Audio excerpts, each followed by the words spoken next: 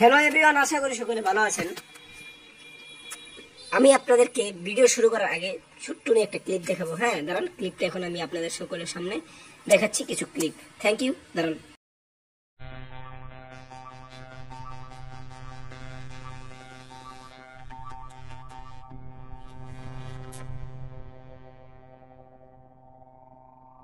জানেনি এটা কেন দেখালাম এমন ভাবে, কারণ হচ্ছে এখন কপিরাইট ইস্যু, সোনি টিভি আমাকে ঠট করে মারিয়ে দিবে। তো এখানে দেখানো যাচ্ছে যে এসি বলেছে অভিজিতের মেমোরি লস, তার মাথার সমস্যা, নাকি সে ইচ্ছে করে এসব করছে টনি হিসেবে। এটা তো আগামীতে জানা যাবে, নাকি সেই গাদ্দার যার জন্য আমরা বুঝতেছি গাদ্দারটা কে হতে পারে।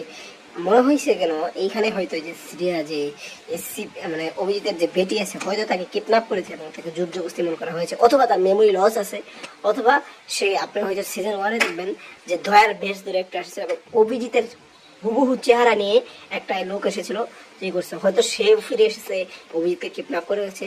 এটা 500-র পরে, এপিসোডটা হলো 500-র পরে, যেখানে অভিজিতের মতো হুবহু চেহারা দুই অভিজিৎ ডাবল রোল, এটাও হতে পারে, এখন জানা নাই।